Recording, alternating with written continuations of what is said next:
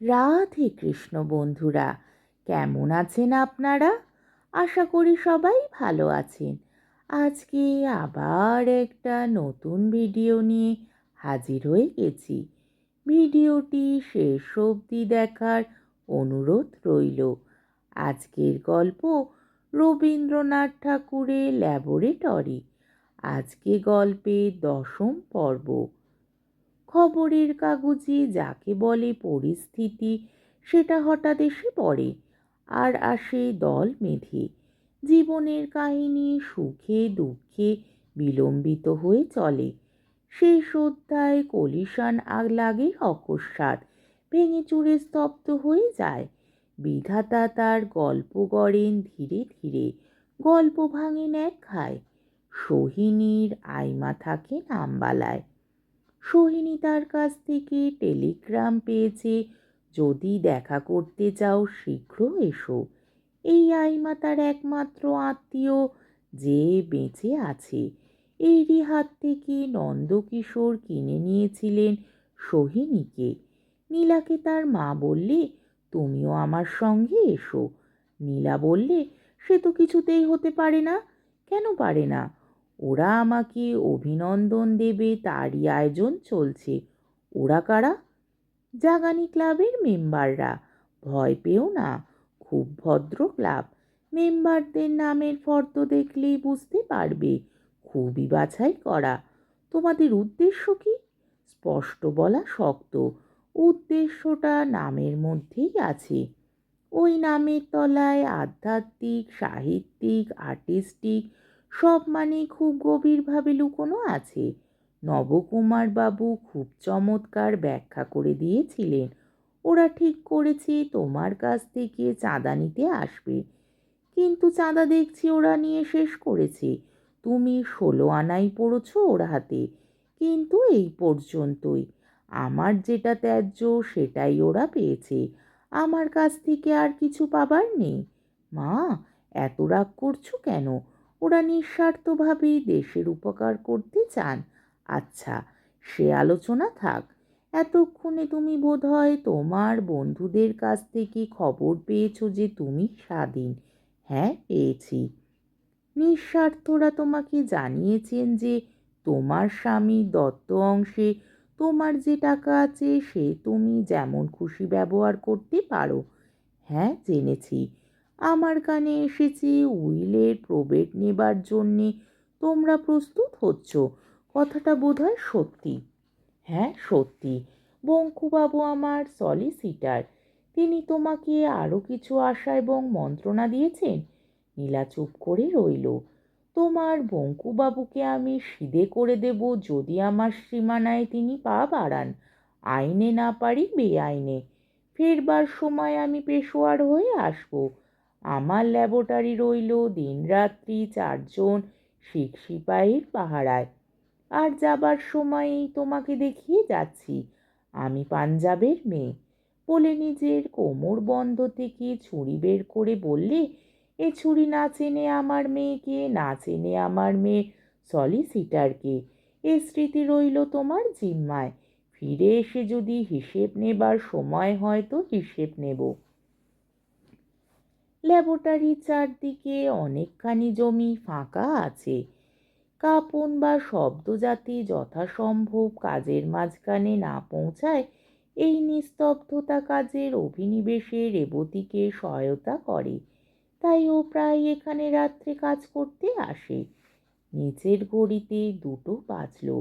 মুহূর্তের জন্য রেবতী তার চিন্তার বিষয় ভাবছিল, জানলার বাইরে আকাশের দিকে চোখ মেলে। এমন সময় দেয়ালে পড়ল ছায়া। চেয়ে দেখে ঘরের মধ্যে এসেছে নীলা।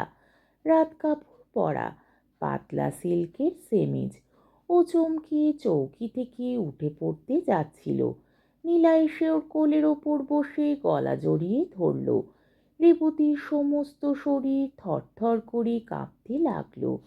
বুক উঠতে পড়তে লাগলো প্রবল বেগে। গদগদ কণ্ঠে বলতে লাগলো, তুমি যাও, এ ঘর থেকে তুমি যাও। ও বললে, কেন? রেবতী বললে, আমি সহ্য করতে পারছি নে। কেন এলে তুমি এই ঘরে? নীলা ওকে আরও দৃঢ় বলে চেপে ধরে বললে, কেন, আমাকে কি তুমি ভালোবাসো না? রেবতী বললে, বাসি বাসি বাসি, কিন্তু এ ঘর থেকে তুমি যাও। হঠাৎ ঘরের মধ্যে ঢুকে পড়ল পাঞ্জাবি প্রহরী। ভর্ৎসনার কণ্ঠে বললে, মাইজি, বহুত সারাম কি বাত হে, আপ বাহার চালা যাইয়ে। রেবতী চেতন মনের অগোচরে ইলেকট্রিক ডাকঘড়িতে কখন চাপ দিয়েছিল। পাঞ্জাবি রেবতীকে বললে, বাবুজি, বেইমানি মাত কারো। রেবতী নীলাকে জোর করে ঠেলে দিয়ে চৌকি থেকে উঠে পড়ল। দারোয়ান ফের নীলাকে বললে, আপ বাহার চালা যাইয়ে, নাহি তো মানিব কা হুকুম তামিল কারেগা, অর্থাৎ জোর করে অপমান করে বের করে দেব। বাইরে যেতে যেতে নীলা বললে, শুনছেন স্যার আইজ্যাক নিউটন, কাল আমাদের বাড়িতে আপনার চায়ের নেমন্তন্ন, ঠিক 4:45 সময়। শুনতে পাচ্ছেন না? অজ্ঞান হয়ে পড়েছেন? বলে একবার তার দিকে ফিরে দাঁড়ালে। বাষ্পাত্র কণ্ঠে উত্তর এলো, শুনেছি। রাত কাপড়ের ভিতর থেকে নীলার নিখুঁত দেহের গঠন ভাস্করের মূর্তির মতো অপরূপ হয়ে ফুটে উঠল। রেবতী মুগ্ধ চোখে না দেখে থাকতে পারল না। নীলা চলে গেল। রেবতী টেবিলের ওপর মুখ রেখে পড়ে রইল। এমন আশ্চর্য সৌন্দর্য সে কল্পনা করতে পারে না। একটা কোন বিদ্যুৎ বর্ষণ প্রবেশ করেছে ওর শিরার মধ্যে, চকিত হয়ে বেড়াচ্ছে অগ্নিধারায়। হাতের মুঠো শক্ত করে রেবতী কেবলই নিজেকে বলাতে লাগলো, কাল চায়ের নিমন্ত্রণে যাবে না। খুব শক্ত শপথ করবার চেষ্টা করতে চায়, মুখ দিয়ে বেরোয় না। ব্লটিংয়ের উপর লিখল, যাব না যাব না যাব না। হঠাৎ দেখলে তার টেবিলে একটা ঘন লাল রঙের রুমাল পড়ে আছে, কোণে নাম সেলাই করা নীলা। মুখের ওপর চেপে ধরল রুমাল। গন্ধে মগজ উঠল ভরে। একটা নেশা শিরশির করে ছড়িয়ে গেল সর্বাঙ্গে। নীলা আবার ঘরের মধ্যে এলো। বললে, একটা কাজ আছে, ভুলে গিয়েছিলুম। দারোয়ান রুখতে গেল। নীলা বললে, ভয় নেই তোমার, চুরি করতে আসিনি। একটা কেবল সই চাই। জাগানি ক্লাবের প্রেসিডেন্ট করব তোমাকে। তোমার নাম আছে দেশ জুড়ে। অত্যন্ত সংকুচিত হয়ে রেবতী বললে, ও ক্লাবের আমি তো কিছুই জানি নে। কিছুই তো জানবার দরকার নেই। এইটুকু জানলেই হবে ব্রজেন্দ্রবাবু এই ক্লাবের পেট্রন। আমি তো ব্রজেন্দ্রবাবুকে জানি নে। এইটুকু জানলেই হবে মেট্রোপলিটন ব্যাংকে তিনি ডিরেক্টর। লক্ষ্মী আমার, জাদু আমার, একটা সই বই তো নয়। বলে ডান হাত দিয়ে তার কাঁধ ঘিরে তার হাতটা ধরে বললে, সই করো। সে স্বপ্নাবিষ্টের মতো সই করে দিলে। কাগজটা নিয়ে নীলা যখন মুড়ছে, দারোয়ান বললে, এ কাগজ আমাকে দেখতে হবে। নীলা বললে, এ তো তুমি বুঝতে পারবে না। দারোয়ান বললে, দরকার নেই বোঝবার। বলে কাগজটা ছিনিয়ে নিয়ে টুকরো টুকরো করে ছিঁড়ে ফেললে। বললে, দলিল বানাতে হয় বাইরে গিয়ে বানিও, এখানে নয়। রেবতী মনে মনে হাঁপ ছেড়ে বাঁচল। দারোয়ান নীলাকে বললে, মাঝি, এখন চলো তোমাকে বাড়ি পৌঁছে দিয়ে আসি গে। বলে তাকে নিয়ে গেল। কিছুক্ষণ পরে আবার ঘরে ঢুকলো পাঞ্জাবি।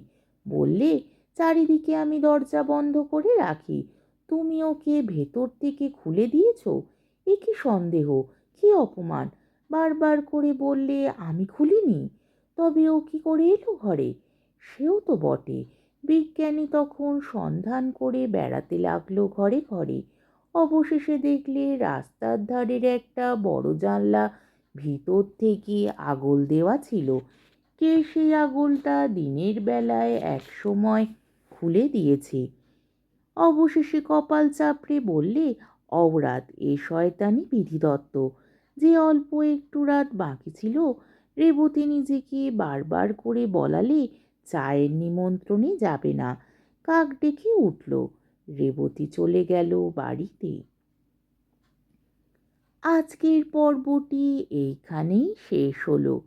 আমার ভিডিওটি যদি আপনাদের ভালো লেগে থাকে তাহলে আমাকে কমেন্টের মাধ্যমে আপনাদের মূল্যবান মতামত অবশ্যই জানাবেন এবং আমার ভিডিওটিকে লাইক ও শেয়ার করার ও আমার চ্যানেলটিকে সাবস্ক্রাইব করারও অনুরোধ রইল।